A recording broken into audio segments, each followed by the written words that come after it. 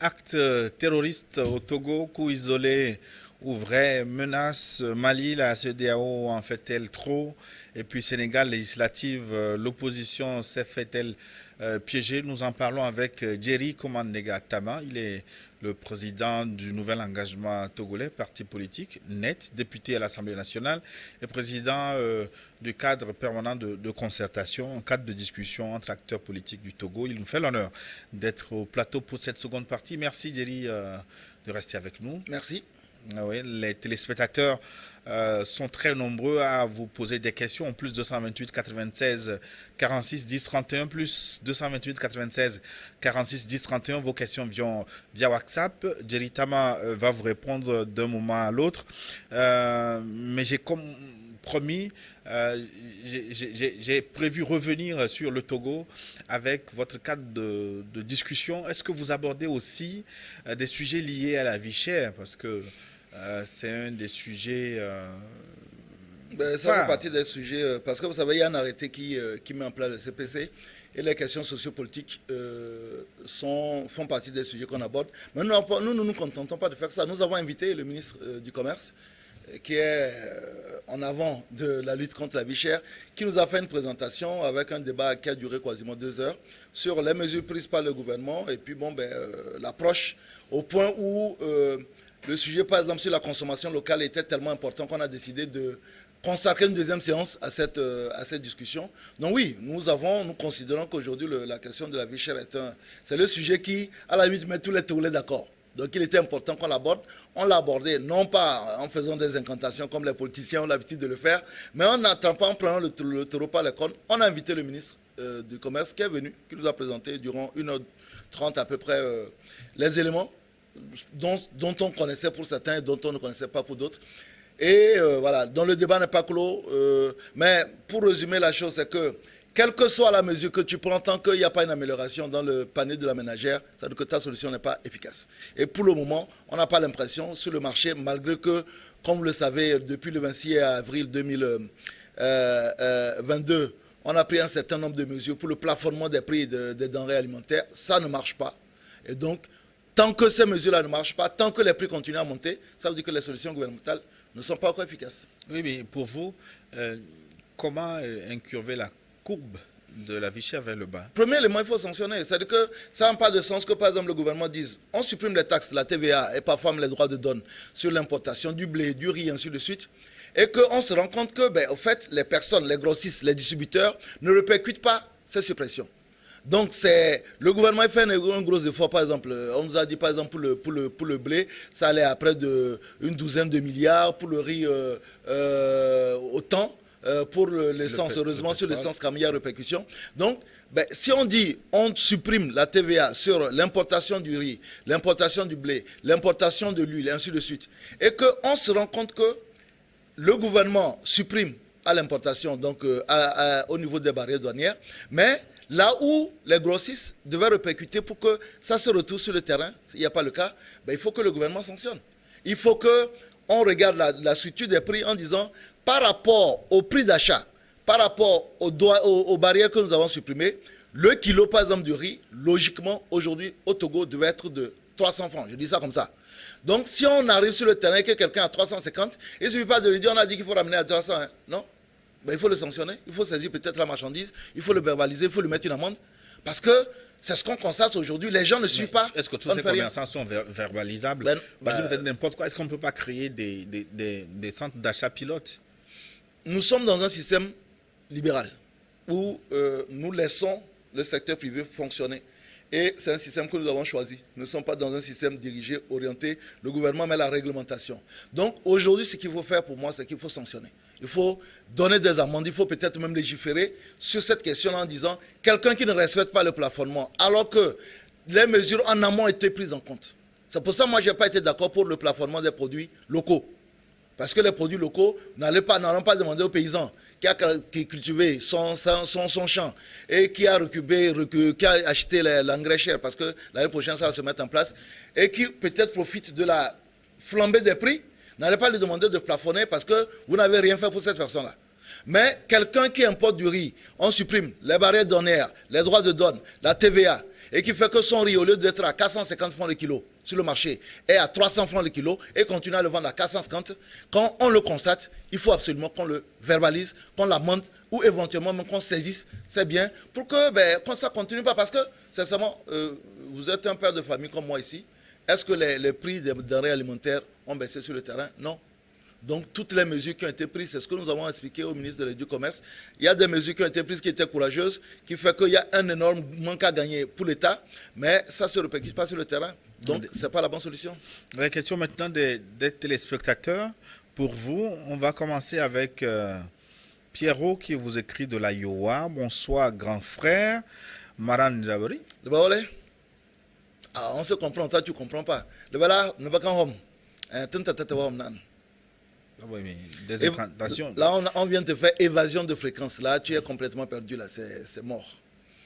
Mais fais attention parce que tu ne fais pas attention. Il va commencer l'émission. Il va continuer l'émission en ordre. Salut à Pierrot, ton petit frère depuis donc l'AUA aux États-Unis. Nous avons appris par Conrad Denawar que les terroristes recrutent au Togo et au Ghana. Et au même moment, le Togo a dépensé pour former des jeunes et du jour au lendemain, les réformer ils ont été réformés pour raison de santé. Est-ce que je ne comprends pas? Selon mes informations, il y aurait plus de 600 personnes réformées. Soit tous les Togolais sont malades ou les conditions de recrutement ont été mal organisés pour envoyer des malades en formation. Qu'est-ce que le gouvernement fait de ces réformés et en ce moment d'insécurité?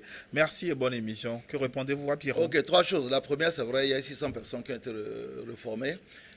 Mais il faut préciser que la formation militaire, ça s'appelle le FMG, le Formation militaire général. Elle a 2 phases. Il y a une phase qui est plutôt physique, sport, ainsi de suite. Et il y a la deuxième phase qui va au maniement des armes. À mon sens, il a raison sur un sujet. Il faut peut-être revoir la façon de recruter parce que, au fait, je suis allé aux informations quand la chose est arrivée. C'est que l'armée, souvent, quand on fait le recrutement, vous savez comment ça se fait. C'est-à-dire que les gens viennent s'aligner, on a des médecins, on touche un peu les testicules, on touche un peu les trucs, et puis bon, c'est bon. Si c'est truc, on dit, ok, c'est bon. Mais après, vous parlez comme s'il n'y avait que les hommes qui vont pour les recrutements. À l'époque. C'est vrai que j'ai oublié la féminisation. Bon, on regarde l'état physique général. On ne peut pas faire des analyses poussées parce que souvent elles sont non seulement coûteuses, mais elles prennent du temps. Donc, on prend les gens donc, en vrac, en fonction de leur état physique et puis des paramètres initiaux, le battement cardiaque, bon, le genre de trucs qu'on peut prendre immédiatement. Mais l'armée s'est rendue compte qu'une bonne partie des personnes qui parfois développent des maladies chroniques deviennent un gros poids. C'est-à-dire que si vous êtes diabétique, si vous êtes hypertendu, si vous avez le problème de gros cœur, vous n'êtes pas efficace, mais c'est qu'une fois que vous avez été engagé, vous êtes fonctionnaire de l'État, vous passez toute votre carrière quasiment à être soigné. Et donc, du coup, ce qu'ils font, c'est que dans la première phase donc, de la formation à la CENI, on prend donc le temps de faire donc, les analyses complémentaires. Et il se trouve, puisque là, je suis vraiment aller aux informations au plus haut niveau. Autrefois, on ne le faisait pas. On fait les analyses complémentaires. Donc, il y a des pathologies qu'on découvre. Et ces pathologies-là font que sur 3000 personnes, par exemple, qui ont été recrutées, il y a 600 personnes qui ont été... C'est énorme. Oui, non, je suis d'accord. Mais il y a 2 éléments. Non, il y a 2 éléments qu'il faut dire. C'est que d'abord, ce n'est pas des gens qui ont été formés au maniement des armes. Donc, ils sont reformés quand ils ne connaissent pas encore le maniement des armes.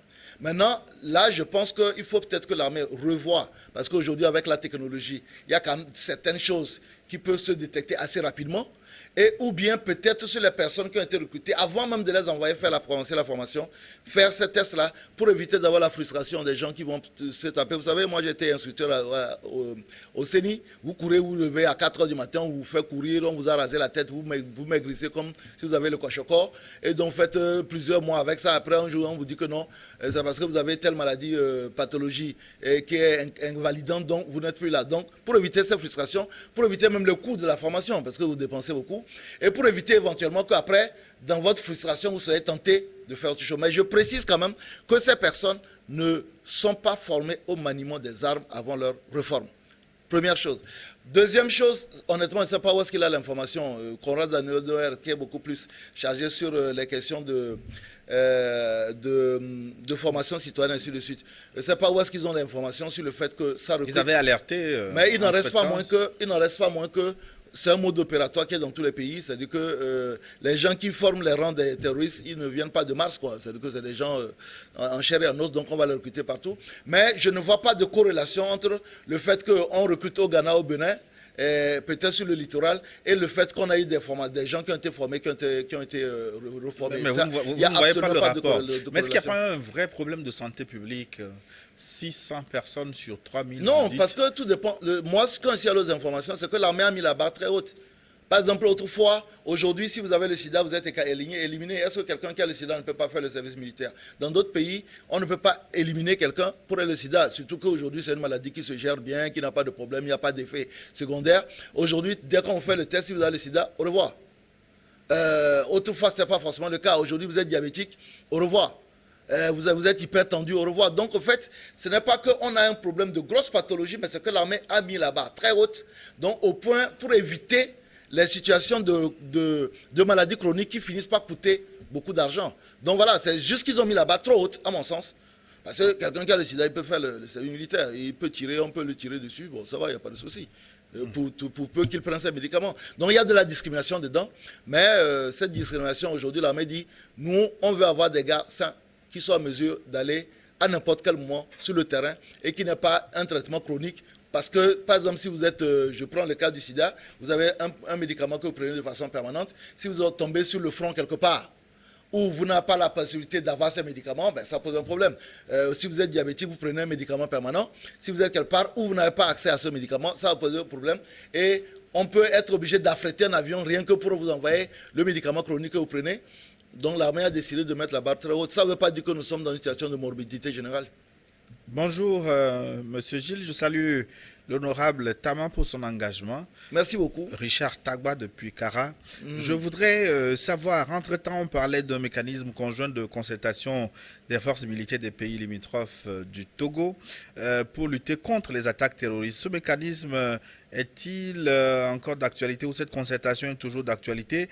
Et si elle travaille réellement aujourd'hui, comment peut-on expliquer que les terroristes soient plus armés que les forces régulières? Où trouvent-ils les moyens de leur politique? C'est une bonne question. Tawab Diana, Elwa. Bon. Parlez Kabia aussi. Ah ouais, ben, si tu continues, on va finir par faire une émission. Bon, c'est une bonne question. Malak me fâché. Malak me fâché. Bon, c'est une bonne question pour deux raisons. Parce que ça permet de répondre à certaines inquiétudes que je lis souvent sur les réseaux sociaux. Non, l'initiative existe, c'est l'initiative d'Accra qui regroupe les pays, un certain nombre de pays du limitrophe, la Côte d'Ivoire, le Ghana, le Togo, le Bénin, plus le Burkina Faso, avec deux pays qui sont des pays observateurs, à savoir le Niger et le Mali. Donc ça existe. Actuellement même, la question du droit de poursuite. C'est-à-dire que vous savez qu'aujourd'hui, sur la frontière burkinabé, les militaires sont repliés. Il y a une autre sorte de no man's land où les terroristes évoluent. Et aujourd'hui, si on n'a pas le droit de poursuite, nos militaires ne peuvent pas rentrer dans un territoire, c'est une agression. Donc, toutes ces questions-là sont en train d'être réglées, d'être approchées. Il y a des manœuvres militaires. Autrefois, les manœuvres se faisaient uniquement avec les gendarmes et les policiers. L'initiative d'Accra veut venant intégrer les militaires dans ces manœuvres-là. Donc oui, l'initiative d'Accra existe et continue à se battre pour régler les problèmes de terrorisme et tous les problèmes qui gangrènent de sécurité, qui gangrènent cette région-là. Bon, maintenant, la question de où les terroristes trouvent leur armement. Il y a trois sources d'approvisionnement des terroristes. Le premier, c'est les butins de guerre. Vous avez, ceux qui ont suivi l'attaque du 10 au 11 mai, ben, ils ont emporté une doucette. La plupart du temps, chaque fois qu'ils encerclent une position et qu'ils arrivent à submerger la position, ben, ils emportent. On a vu la dernière fois au Mali, ils avaient un véhicule blindé. On l'a vu parfois avec même des véhicules blindés de l'ONU, ainsi de suite. Donc, ça, c'est la première source. La deuxième source, c'est malheureux de dire, mais c'est la corruption de nos forces de défense. On l'a eu, il y a plein de procès aujourd'hui qui sont dans les pays comme le Mali et le Burkina Faso, où des commandants vendent des armes aux terroristes. Même au Nigeria. Même au Nigeria. Donc, du coup, la deuxième source, c'est malheureux, mais c'est que c'est nos propres militaires qui vendent des armes et on prend les armes là après pour venir les attaquer. Mais ce n'est pas une vue d'esprit. Il y a des cas avérés. Et la troisième source, ben, c'est le ravitaillement. Vous savez, les terroristes, je l'ai dit tout à l'heure en début de l'émission, c'est des gens qui veulent créer une situation de non-droit pour faire le business. Il y a énormément de commerce de la drogue pour certains qui quittent le golfe de Guinée pour se retrouver dans la Méditerranée avec la complicité de ces terroristes. Il y a énormément d'autres trafics, les trafics de cigarettes, ainsi de suite. Et puis, ben, donc, Sur la base de ces trafics-là, ils achètent des armes. Et aussi, il y a des puissances internationales. Je ne veux pas citer de nom, mon frère, je tiens à ma vie, mais il y a des puissances internationales qui arment aussi ces personnes. Mais majoritairement, quand on regarde la nature de leurs armes, c'est des armes qui prennent sur le terrain, soit avec la complicité des forces de défense, ou alors en butin de guerre. Bonjour à l'honorable, juste le saluer. Voici ma question. Eux qui sont au Parlement, qu'est-ce qu'ils disent concernant la cherté de la vie actuelle au moment où le Bénin et autres pays moyennement plus riches que nous ont augmenté le salaire des fonctionnaires? Merci et bonne émission. Pascal depuis Dapan, sa question, doit-on augmenter les salaires au Togo? Ben écoutez, si vous demandez à tous les fonctionnaires si on doit augmenter, ils vont dire oui. Quand vous demandez au gouvernement, il vous dit qu'ils ont revalorisé l'indice depuis maintenant 2012 et que sur le fond, le fonctionnaire a eu près de 35, parfois on nous dit 45% de son salaire qui a été valorisé. Mais la chose qu'il faut dire aux Togolais, c'est que les fonctionnaires, ça fait 0,75% de la population active. Au Togo, les fonctionnaires font autour de 60 ou 65 000 personnes. C'est insuffisant par rapport à la population active. Donc, est-ce qu'en augmentant le salaire des fonctionnaires, on lutte contre la vie chère? Je ne le pense pas. On va, certes, parce que chaque fonctionnaire a peut-être 6 ou 7, 8 personnes qui dépendent de lui, mais vous avez remarqué que chaque fois qu'on a augmenté le salaire des fonctionnaires au Togo, la conséquence immédiate, c'est que les prix des denrées augmentent automatiquement, alors que, comme je l'ai dit, c'est moins d'1% de la population active. Moi, je pense qu'il y a des mesures qu'il faut faire. Et tout à l'heure, je vous ai parlé des plafonnements. Si les plafonnements étaient respectés, aujourd'hui, nous achèterons peut-être le riz, la tomate, l'huile, ainsi de suite, à des prix qui sont meilleurs. Le gouvernement met énormément d'argent sur la subvention, mais la subvention, malheureusement, ne produit pas des effets directs. Parce que si vous augmentez le salaire des fonctionnaires, alors que vous avez aujourd'hui près de 49% de la population active qui est en sous-emploi, c'est-à-dire la vraie expression qui est au chômage, est-ce que vous réglez le problème? Non. Maintenant, moi j'ai été fonctionnaire, si on peut augmenter, tant mieux. Pascal, depuis Dapan, vous n'avez plus parlé Momba cette fois-là. Ah là, c'est compliqué. Amana. Non, Amana, là, je ne sais pas si c'est Momba ou bien Bassa. Je ne sais plus. Là, je parle Naudem, Kabier, Mina, Momba, mais le reste, on là, dit c'est plutôt compliqué. le Mané. Le man, voilà, je n'étais pas très loin. Voyez-vous. Ben, vous êtes habillé en Momba, c'est normal que vous compreniez un peu. Ceux qui voudraient donc bien poser des questions à l'honorable député Djeritama, je vous rappelle le contact plus 228 96 46 10 31. Vous êtes sur New World Info 1, une des chaînes du groupe New World que vous connaissez bien. New World, la chaîne qui a acquis les droits de retransmission non seulement de la Coupe du Monde, mais des compétitions UEFA également. Actuellement, est-ce que vous suivez la Ligue des Nations Europe sur nos chaînes? Je les suis, mais c'est malheureusement le temps court dans tous les sens. Mais honnêtement, je ne sais pas parce que sur votre plateau, je suis très fier de ce que cette chaîne a fait, parce que ça a toujours été le rêve. On a toujours dit, mais pourquoi nous sommes dépendants de l'Occident? Pourquoi toutes les chaînes qui existent sont de l'Occident? Aujourd'hui, là, c'est le rêve. Je suis content que ce soit au Togo. Je suis content quand je sors d'ici d'avoir des amis comme notre petit frère de l'IOA. J'ai un petit frère qui est au Cameroun. Je ne sais pas s'il me suit, bonjour à toi. J'ai un demi-frère qui est au Cameroun et chaque fois que je viens ici, il dit, ouais, j'étais avec mes amis. Je leur ai dit, voilà, c'est mon frère qui passe à la télévision. C'est quand même très bien, et de se dire que ça se passe au Togo et que ça se passe nulle part ailleurs. Donc je suis très fier de ce que cette chaîne arrive à faire. Et puis j'espère qu'elle va pouvoir, si elle peut créer aussi une chaîne spéciale pour le net, ce ne serait pas mauvais, quoi. Nouvel engagement togolais. Oui, on aimerait avoir une chaîne thématique pour New World Net, pourquoi pas? Oui, new involvement, new Togolese involvement, why not? Et donc les réabonnements se font donc par transfert d'argent. Non, honnêtement, vous êtes parfait. Aujourd'hui, je ne peux pas. J'ai l'habitude d'être très critique. Ouais, j'ai l'habitude d'être très critique. Mais là, vous proposez un service, waouh. Bon, maintenant, je ne sais pas si ce service-là, la qualité qu'on a au Togo, est-ce que c'est la même chose ailleurs? J'en sais rien. Mais comme vous le faites maintenant, il faut acheter un grand nombre de réabonnements des téléspectateurs. L'argent est fini. Et les offrir. L'argent est fini. L'argent est fini. Donc, nous revenons à nos téléspectateurs. Et sans Simlewa, il nous écrit Awangelo Kara. Bonjour. Awangelo Bidjana. Oui. Awangelo Mayo. À la fille. Bonjour à l'honorable Tama. Je déplore la timidité des pays menacés par ce mal. Ils sont trop défensifs, on voudrait les voir plus offensifs. En plus, ces pays sont trop fiers de leurs frontières. Il faut accorder le droit à celui qui se sent capable de franchir la frontière de l'autre côté pour crever l'abcès. Pour le cas du Mali, la CEDEAO en fait trop. Aujourd'hui, seule une poignée de politiciens francophiles qui espèrent le soutien des Occidentaux pour arriver au pouvoir sont d'accord avec la CEDEAO sur le cas malien. Sinon, elle est sur le terrain, la plus grande partie de la population ouest-africaine décrit la CEDEAO. Pour terminer, les nouveaux politiciens qui aspirent à la magistrature suprême doivent prendre en compte la nouvelle donne, le panafricanisme avant de Il passer. n'y a pas de nouvelle donne, je l'arrête tout de suite. Aujourd'hui, nous sommes des patriotes. Moi, je suis un patriote. Oui, le vrai patriotisme, c'est le panafricanisme. Non, mon frère, il y a autant de différences entre un Togolais et un Sénégalais qui peut en exister entre un Togolais et un Algérien ou bien un Azerbaïdjanais. Aujourd'hui, nous sommes d'abord fiers de nos identités. Je suis fier de l'identité togolaise. Et puis, une fois que j'ai fini la fierté de mon identité, je peux être fier de l'identité subsaharienne. Parce que, disons-nous la vérité, les gens du Maghreb, ils sont plus proches des gens de la Méditerranée que nous. La preuve, c'est que quand vous demandez à un Marocain, à un Algérien, si il est africain, il te dit non. Oui, mais votre panafricanisme se limite Le panafricanisme, aux portes alors, du Maghreb. Non, mais le panafricanisme, quel est le point commun que nous, aujourd'hui, nous avons, par exemple, avec les Sud-Africains? Il n'y en a pas beaucoup. Donc, aujourd'hui, si j'exprime peut-être mon panafricanisme à travers peut-être la CEDEAO, encore que quand on prenait les Mauritaniens, ils ont très peu de choses. À l'époque, quand ils étaient à la CEDEAO, aujourd'hui, ils n'y sont plus. Donc, pour moi, aujourd'hui, la chose la plus importante, c'est d'abord le patriotisme. Je ne parle pas de nationalisme. C'est le nationalisme qui est un renfermement sur soi. Le patriotisme, c'est un amour qu'on a pour notre pays, tout en étant ouvert à toutes autres nations. Et aujourd'hui, moi, je parle plutôt de l'altérité, qui fait que je me sens autant homme avec le français, l'américain, l'australien, parce que nous constituons toute une communauté. Pour moi, je considère même que le panafricanisme est une forme aussi de repli sur soi.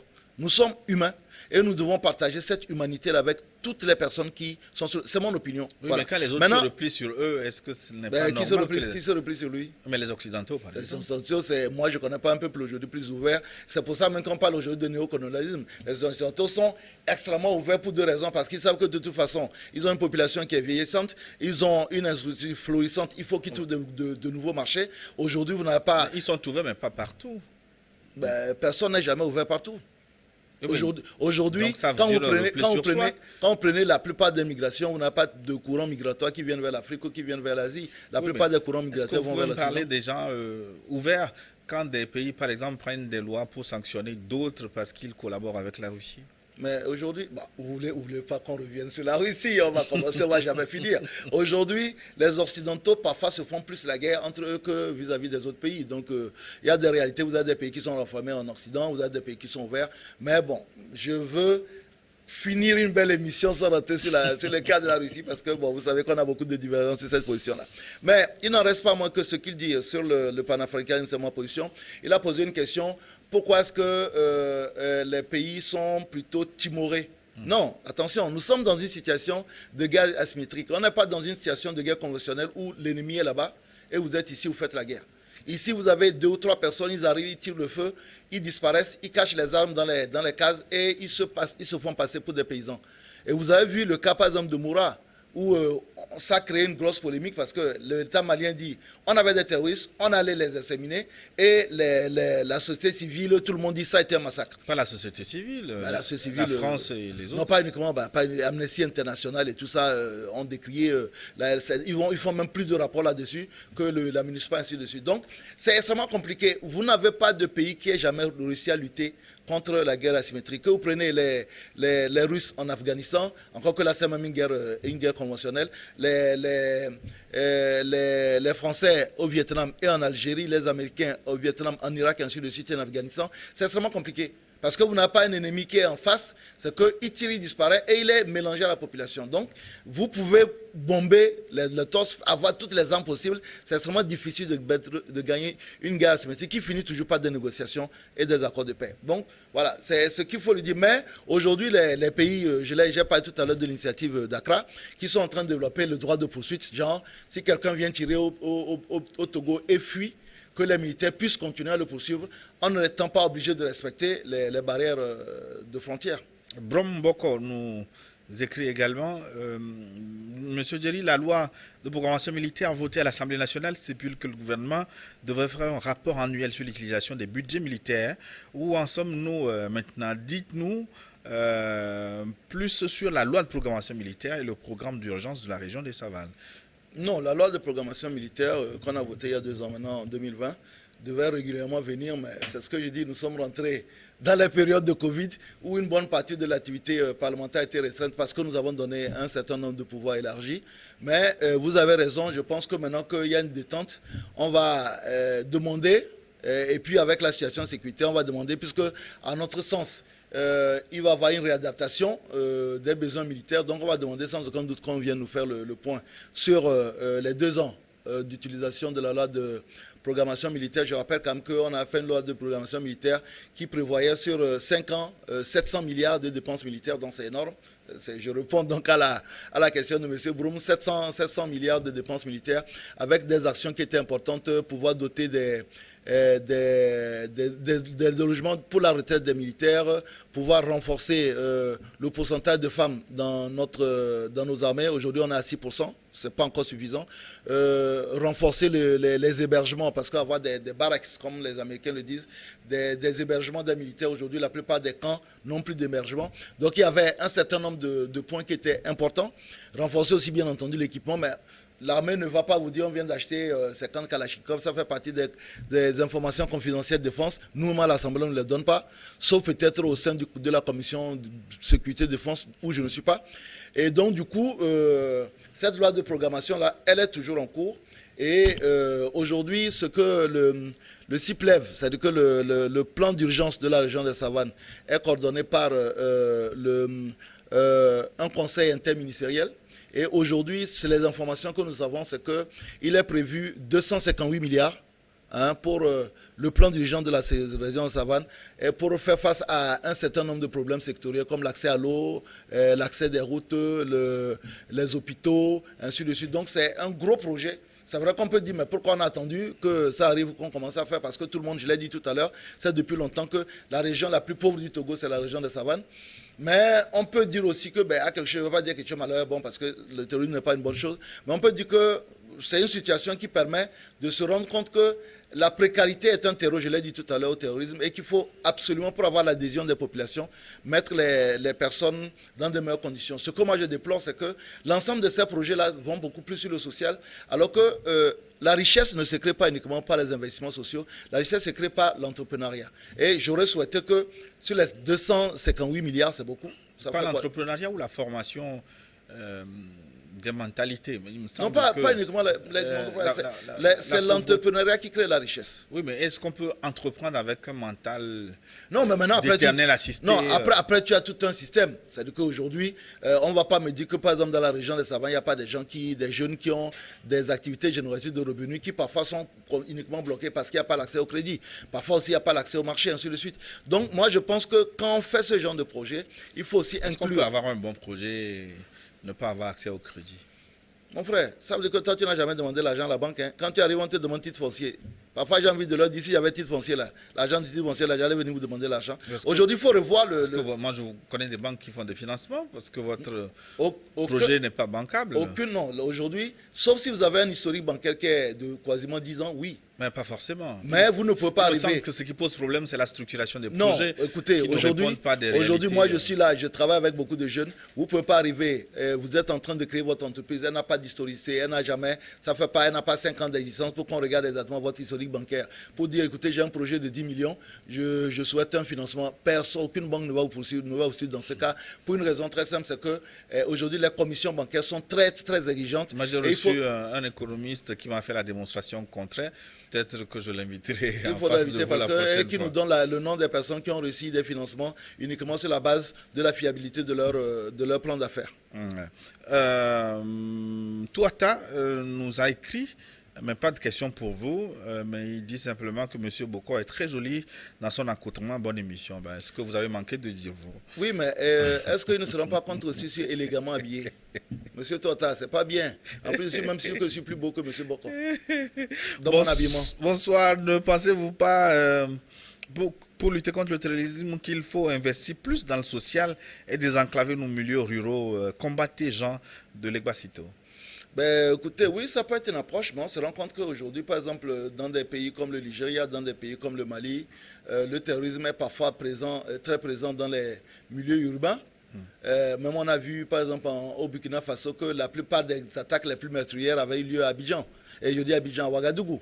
Donc, est-ce que le désenclavement est une solution? Ça fait partie du paquet de solutions, mais ce n'est pas la solution avec grand S. Il y a un certain nombre de choses, je l'ai dit tout à l'heure, lutter contre la précarité, sensibiliser les populations sur les bons actes, mettre en place des systèmes d'alerte précoce pour que automatiquement les populations fassent partie de la chaîne de renseignement, lutter bien entendu contre le syncrétisme religieux, l'extrémisme religieux, ainsi de suite. C'est tout un package. Il n'y a pas une solution à elle seule, mais il y a tout un ensemble de solutions. Mais au même moment, il faut aussi préparer qui veut la paix prépare la guerre. Donc il faut aussi renforcer les capacités de riposte des forces armées du pays. Jean, depuis l'homme change carrément de sujet. Il veut vous interroger sur le sport, le football. Bonjour honorable, j'ai une question concernant les éperviers du Togo aujourd'hui. Tous ces scandales autour de l'équipe nationale l'inquiètent. Il y a des bailleurs qu'on traite de poisse au sein de l'équipe et qu'on interdit de voir les joueurs. Les anciens joueurs qu'on a écartés par des anciens qui sont dans le staff, quelqu'un qui demande 25 millions pour annuler la malédiction qu'il a lancée sur l'équipe nationale malgré les efforts du ministre des Sports aujourd'hui. Toutes ces situations annulent ces efforts. Monsieur Jerry, comment vous trouvez ces situations et qu'est-ce que vous pensez faire pour qu'on puisse régler ces problèmes avant septembre et renouer avec la victoire? Est-ce qu'il n'est pas temps d'interpeller le ministre et qu'on fasse revenir les anciens joueurs? Jean, depuis Lomé. D'abord, c'est que quand vous regardez dans l'histoire de beaucoup de pays, vous avez des équipes qui évoluent très bien sans forcément s'appuyer sur les anciens joueurs. Donc, ce n'est pas quelque chose qui est systémique. Vous avez des équipes qui repartent même de zéro. On a eu des équipes qui ont gagné des compétitions avec même peut-être que des genoux et qui s'en sortent très bien. Donc pour moi, c'est pas. J'aurais souhaité que. Pas des anciens joueurs sur le terrain, mais dans le stade. Non, mais ce que je veux dire, c'est que vous donnez une autorité à un entraîneur, il fait ce qu'il a envie de faire avec son équipe. Si les résultats ne sont pas là, vous le virez. Tout simplement. C'est comme ça. C'est-à-dire que c'est comme les élections présidentielles. Quelqu'un est président, une fois qu'il est à la présidence, il fait ce qu'il pense être bon. Et s'il ne le fait pas bien, au bout de 5 ans, vous le virez.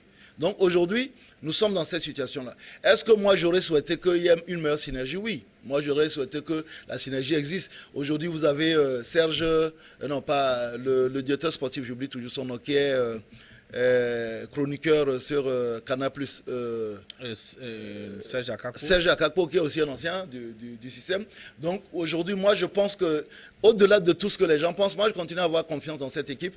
Elle nous a prouvé en faisant match nul avec le Sénégal ici qu'elle a de l'entrain. On vient de commencer un tournoi. Au fait, nous sommes en train de crier, mais on a perdu un match. Il y a beaucoup de pays qui perdent parfois même les 2 premiers matchs et qui finissent par être qualifiés. Donc moi, je ne suis pas dans ce pessimisme-là. Je pense que ce que nous devons faire aujourd'hui en tant que Togolais, c'est de continuer à avoir confiance en cette équipe. Après, si elle n'arrive pas, par exemple, à nous qualifier pour la CAN 2023, on peut décider de limoger l'entraîneur. Parce qu'une fois que vous donnez les clés à l'entraîneur, vous savez que parfois, c'est même plus dangereux que de permettre aux gens qui arrivent dans le vestiaire, qui donnent un autre message, qui est différent du message de l'équipe. Et après, on ne sait plus au fait qui prend les décisions. Je n'ai rien contre les anciennes gloires. Je ne suis pas dans le staff, mais je dis, vous donnez une mission à quelqu'un, vous le laissez faire les éléments, et s'il n'arrive pas, vous le virez. C'est ce qui se fait dans tous les pays. On a vu des grands entraîneurs arriver dans des équipes et ne pas faire des miracles. On a vu des petits entraîneurs arriver dans des pays et faire des miracles. On a vu des équipes où vous avez des gens qui paraissaient comme les plus indispensables et qu'on a virés. Et l'équipe a été meilleure. Vous étiez au stade. Oui, j'ai crié, j'ai traversé tous les moments d'émotion. Les Swatini. Oui. Comment avez-vous trouvé l'équipe? J'ai trouvé qu'on a été un peu naïf. Parce qu'on a pris 2 buts sur quasiment 2 ou 3 occasions de l'équipe adverse. Que la première partie, on a été très bien. On a bien dominé le milieu de terrain qui a été couronné par un but. Et que nous avons plutôt bien agi après le but encaissé parce qu'on a égalisé et on a mis un but tout de suite. Et puis après, c'est le problème des équipes parfois qui sont des équipes qui n'ont pas encore un bon mental. c'est qu'on s'est rendu compte que chaque fois que le Togo a marqué un but, automatiquement après, ben, on lâchait et c'est le moment où, dans toutes les équipes aujourd'hui, c'est établi, dans les 5 minutes qui suivent un but, si vous ne faites pas attention, vous en prenez. Parce que ben, vous êtes dans l'euphorie. Moi, j'ai crié. À peine j'ai fini de crier, ils ont égalisé. Ils ont égalisé. Donc, on a eu tous les moments d'émotion. On était même moi, j'étais à la tribune officielle. Il y a quelqu'un qui s'est évanoui.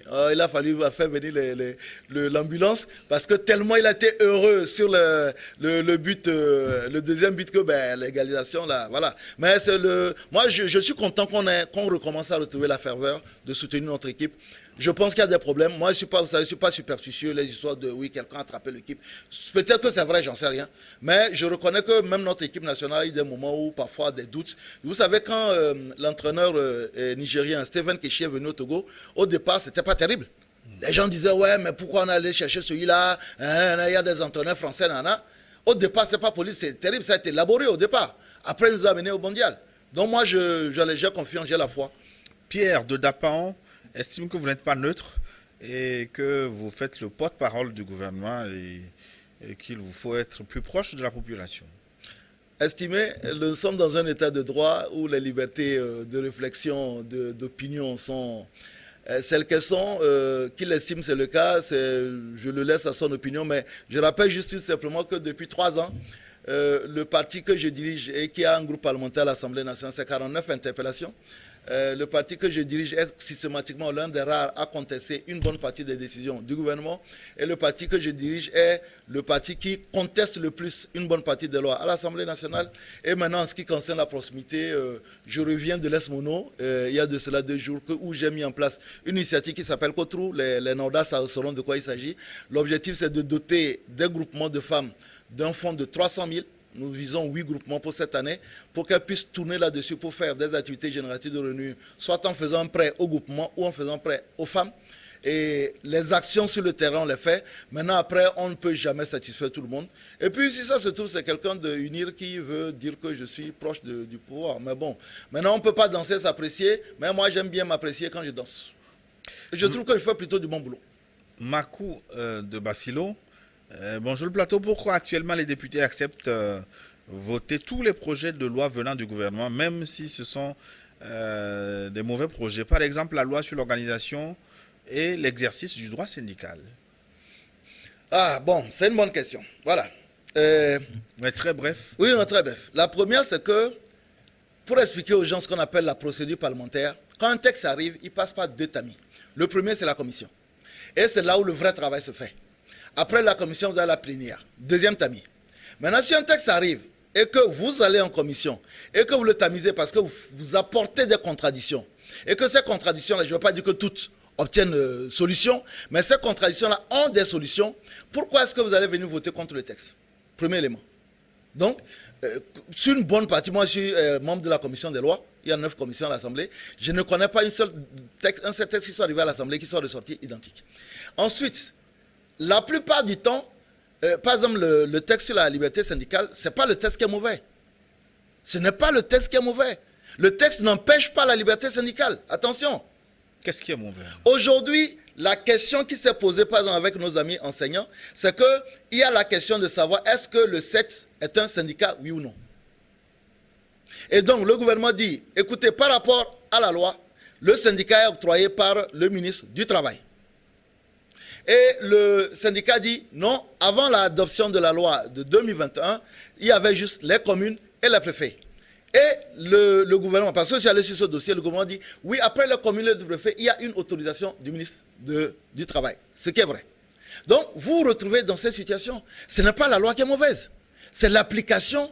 Parce que tout à l'heure, on parlait du Sénégal, c'est que dans l'application d'une loi, on trouve la petite bête et on essaie de faire dire à la loi, c'est là où il faut aller en justice. Quand vous avez un problème qui est une question d'interprétation de loi, vous allez en justice et vous avez plusieurs niveaux, première instance, deuxième instance, appel, cour de justice de la CEDEAO, cour de justice de l'ONU, et ainsi de suite. Donc, si vous n'avez pas épousé ces recours, vous vous retrouvez dans une histoire où vous allez vous plaindre que c'est qu'on vous triche, mais ce n'est pas les gens qui ont voté la loi qui sont mauvais. On a travaillé, vous savez, le texte sur le code du travail, il est revenu à 4 reprises à l'Assemblée. Et je me souviens, avec le ministre Bawara, sur la première chose, on a passé quasiment 2 jours Parce qu'on ne s'entendait pas, on n'était pas d'accord, on a fait 2 jours pour étudier. C'est l'une des rares lois où on a fait 2 jours à étudier. Donc oui, je ne dis pas qu'on fait tout bien, mais c'est une chose de voter les lois sur lesquelles on travaille longtemps. Sinon, la loi sur le code du travail, on aurait pu faire une seule journée. Si c'est juste, comme on le pense, que c'est juste une caisse d'enregistrement. On a fait 2 jours à l'étude, non, 3 jours en étude et 2 jours en plénière. Donc voilà, mais le texte, la loi est ce qu'elle est. Et on peut faire dire à la loi ce qu'on veut en fonction des approches juridiques qu'on a, tout simplement. Iliassoum nous écrit depuis Akaradé en République du Bénin. Salut New World, merci de nous écouter depuis le Bénin. Je voudrais rappeler à votre auditeur qui a affirmé que le président Talon a révalorisé les salaires des travailleurs béninois, que cette information n'est pas exacte. Je ne l'ai jamais dit. Ou qu'ils disent le montant de cette augmentation. Je n'ai jamais dit. C'est un téléspectateur qui avait oui, mais je n'ai jamais dit que le président Talon. Il y a eu une révalorisation du SMIC, mais le SMIC n'a absolument rien à voir avec le truc. On n'a jamais dit que, j'ai jamais dit en tout cas. Sauf si je deviens amnésique, mais je ne l'ai jamais dit ici. Bataille de Cara, on va faire plus vite maintenant Okay. Pour répondre au maximum de téléspectateurs parce qu'il reste encore très nombreux à vouloir vous interroger. Bonjour honorable, c'est un plaisir de vous entendre, merci. Moi personnellement j'aime votre politique, que parfois je me pose la question si réellement c'est vous qui le faites ou c'est le staff. De toute façon, moi j'aime votre intégration dans la jeunesse. Ma question c'est concernant l'état de l'agriculture au Togo où actuellement l'engrais est à 18 000. Le gouvernement pense quoi de cette situation? Je suis allé voir le ministre de l'Agriculture, je l'avais annoncé que j'allais voir le ministère de l'Agriculture, parce que parfois les interpellations à l'Assemblée prennent plus de temps, donc parfois c'est mieux d'appeler le ministre pour dire je viens voir. Le vrai problème qui s'est posé avec l'engrais cette année, et c'est quelque chose qu'on voit dans tous les pays de la sous-région, c'est qu'il y a d'abord la Covid qui avait augmenté le prix du transport, et puis la guerre en Ukraine, qui fait qu'aujourd'hui le vrai prix de l'engrais, selon ce qu'on nous a expliqué, mais c'est la même situation dans près de tous les pays, s'il n'était pas subventionné, il aurait été à 32 000 francs. Là, il est subventionné à 18 000 francs. Je trouve que c'est excessif. Je pense qu'on aurait pu faire un effort de rester sur les 12 500 qu'il y avait l'année dernière, mais c'est une réalité sur laquelle nous sommes aujourd'hui. Mais le deuxième problème même qui se pose aux paysans, la plupart du temps, c'est même l'accès à l'engrais. Parce que les gens même ont parfois l'argent, mais ils ne trouvent pas. Mais le danger, c'est que c'est notre sécurité alimentaire qui est mise en jeu. Parce que vous avez remarqué que les gens aujourd'hui cultivent plus de soja parce que c'est plus facile à vendre que les céréales. Donc on s'est renseigné, c'est vrai que les gens ont plus abandonné le coton au profit de soja que abandonné la culture du maïs, ce qui reste pour le moment une bonne solution. Donc oui, c'est un cas d'école, c'est d'abord pouvoir mettre à disposition l'engrais. Aujourd'hui il est de 14 000 francs au Bénin parce que le Bénin a acheté plus tôt. Le Bénin a acheté déjà au mois de novembre, nous on a commencé à acheter au mois de janvier. Les prix encore moins cher au Mali. Voilà. Non, le Mali a subventionné. Le Mali aujourd'hui, c'est aussi une question d'approche. Le Mali est passé, et actuellement la bataille c'est avec le Mali et le Bénin, a passé à 700 000 tonnes de production de coton. Il faut être numéro 1 en Afrique. Il faut être numéro 1 en Afrique. Donc aujourd'hui, le Mali subventionne à fond en disant, et puis ils savent qu'ils ont des problèmes avec la CEDEAO, ainsi de suite. Nous subventionnons pour sauver notre agriculture. Je pense que c'est une bonne solution. Mais le Mali est à 12 500 pour, bien entendu, ce qui concerne le cotonculteur. Mais le Mali, quand vous achetez l'engrais sans rentrer dans cette zone-là, vous êtes à quasiment au même prix qu'on trouve dans les sous-régions. Et il faut savoir qu'au Togo, par exemple, aujourd'hui, les cotonculteurs avec Olam achètent l'engrais à 14 000, là où les autres achètent l'engrais à 18 000. Serge Tamalé, depuis le camp de police. Bonjour Lyon, et merci beaucoup. Grâce à vous, nous sommes au courant de ce qui se passe dans le monde. Que Dieu vous bénisse et Dieu bénisse tout le personnel. C'est très gentil, Serge. Et que Dieu bénisse aussi Jerry Tama, toi aussi, mon frère. Qu'on appelle Jetak, voilà. Devant moi. Bonjour, monsieur Jetak, c'est lui qui se fait appeler ainsi. Non, Jetak, c'est Jerry Tama, commandant Jetak. Bien sûr. C'est l'occasion pour moi de vous écrire une fois encore. Mais sur New World, concernant les enseignants du privé qui sont sur un contrat de 9 mois, mais les directeurs s'arrangent pour libérer leurs enseignants fin mai pour ne plus payer le reste du salaire. Darius. Non, vous savez, pour moi, je pense que les enseignants du privé vivent un vrai drame. Parce qu'ils n'ont pas de contrat de travail. Les contrats de travail, il suffit que vous avez un contrat. Les différents types de contrats de travail qui existent dans notre pays, c'est vous faites l'essai, après l'essai, vous avez un CDD, après le CDD, vous avez un CDI. Et un CDD, il est permanent. Aujourd'hui, sur la modification de la loi qu'on a faite, le CDD peut aller jusqu'à 4 ans. Mais aujourd'hui, les enseignants du privé sont traités comme des saisonniers en réalité. C'est-à-dire qu'ils font une saison, après c'est fermé, ainsi de suite. Mais il y a deux situations. Soit c'est que le gouvernement qui prend en charge ce problème, soit alors ils s'organisent en syndicats. Parce qu'en fait, la meilleure façon de lutter pour les intérêts des travailleurs, c'est de s'organiser en syndicats. Malheureusement, c'est que la loi autorise les contrats saisonniers. Non, mais c'est ce que je dis, ils sont traités comme des saisonniers. Alors que, en fait, un saisonnier, c'est que tu peux venir pour partir. Mais quand on les libère au mois de mai, on compte sur eux pour la rentrée prochaine. C'est pas si vous comprenez. Donc, d'un côté, c'est qu'il faut aussi que les travailleurs... Parce que moi, je connais des gens qui ont peut-être mon parcours. Parfois, quand je dis qu'il ne faut pas qu'on se plaigne, aujourd'hui, je suis député, je suis payé plus d'1 million. Je connais des enseignants du privé qui sont payés 30 000, 40 000, même pas le SMIC. Mais qui, parce qu'il n'y a pas autre chose à faire, sont obligés de faire ça. Donc, pour moi, je pense qu'une des choses que les enseignants du privé doivent faire, c'est de s'organiser. Parce que si aujourd'hui, tous les enseignants du privé décident tout simplement qu'à la rentrée prochaine, aucun enseignant du privé va aller dans une école parce qu'il faut revoir les conditions, je pense que les directeurs vont réfléchir à deux reprises. Mais comme chacun y va dans son coin, et que bon, parce que je ne peux pas rester à la maison, je préfère prendre les 35 000 là, parce que ça me paye ça. Ben, aujourd'hui, les directeurs des écoles... Mais le problème, si quelqu'un laisse, quelqu'un va prendre. Bah oui, c'est ça. Donc, du coup, la première étape, c'est d'abord eux. Et après, je pense que les politiciens peuvent intervenir et puis peut-être le gouvernement. L'arrêt de Dapan, bonjour Gilles. Bonjour l'honorable, j'observe souvent le paradoxe de ce qui se dit ou se fait par nos autorités politiques par rapport à la réalité du terrain, telle que la souffrance des salariés au Togo, la pauvreté exacerbée de la population, le chômage endémique des jeunes, etc. ne montrent pas leur non-maîtrise de cette réalité togolaise. Je ne sais pas si vous avez compris. J'ai rien compris. Bah, bon, si vous avez compris, il faut me traduire. Bon, il semble dire qu'il y a une adéquation, en tout cas, ce qui se dit et ce qui se fait, il y a... parce que c'est les politiciens qui appliquent le problème. Aujourd'hui, quand vous écoutez par exemple les gens du pouvoir, ils vous disent que tout va bien. Maintenant, après, au même moment, quand les gens disent que tout va bien, qu'on a une élection et que on a dans des bureaux de vote où le parti au pouvoir remporte à 80-90%, quel que soit ce qu'on dit, et que les populations elles-mêmes ne vont pas, par exemple, regarder et contrôler le dépouillement pour être en mesure d'apporter des résultats contradictoires, il est évident que c'est extrêmement difficile de contester qu'il n'y a pas une adhésion entre les politiques gouvernementales et l'opinion de la population. Et nous arrivons à la fin de notre forum déjà. Ils sont encore très nombreux. Ça va vite, hein? Oui, très vite. Joël, bon, écrivez-moi sur ma page, je vous répondrai. Joël de Baguida, bonjour à vous et merci, on vous répondra peut-être. Julien depuis Adeti Kopé, merci. Qui d'autres? Ils sont encore très nombreux. On ne pourra pas répondre à tout le monde. Mais comme certains l'ont proposé la dernière fois, on trouvera un créneau pour satisfaire les autres téléspectateurs. Vous pouvez Kodjo depuis Kara, on dirait que vous êtes très populaire à Kara. Les jeunes m'adorent, c'est bien. Continuez dans cette dynamique. Legbasito, Horizon 2030 sera une réalité. Agbossou nous a écrit également. Salut Jeta, que pensez-vous du coup de la formation des jeunes Togolais? Quelle relation faites-vous entre formation et employabilité paix durable?